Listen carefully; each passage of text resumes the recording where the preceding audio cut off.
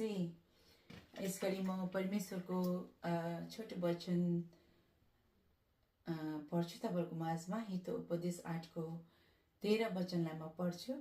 परमेश्वरको भय मान्नु दुष्टतालाई घृणा गर्नु हो।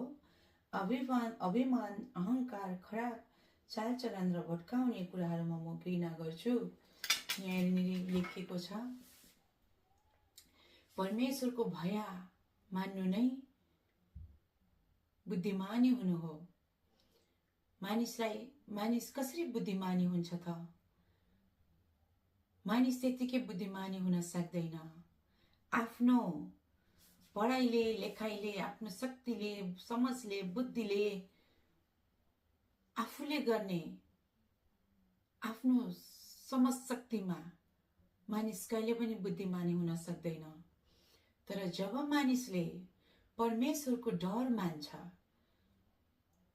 जुन परमेश्वरले यो संसारलाई बनाउनु भयो, स्वर्ग अनि स्वर्गमा भएका घाम जुन तारा यी सबै मण्डपहरूलाई उहाँले सृजना गर्नुभयो।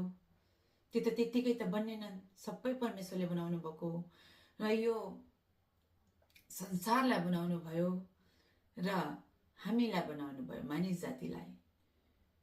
र त्यस्तो परमेश्वरको जसले भय मान्छ, डर मान्छ, त्यो मानिस बुद्धिमानी हुन्छ भनेर लेखिएको छ।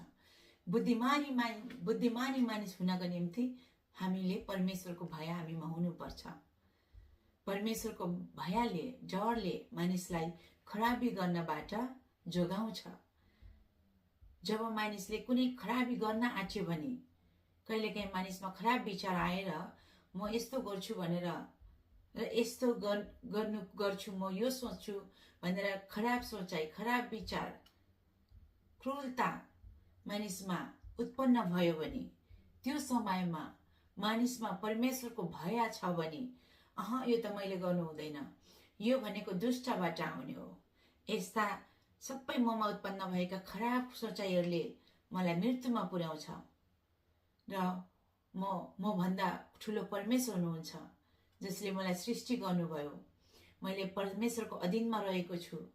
म परमेश्वरको भय ममा छ।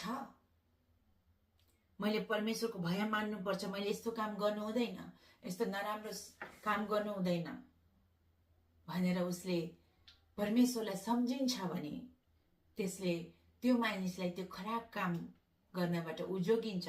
खराब सोचाइ उमा आउनबाट ऊ अलग रहन्छ।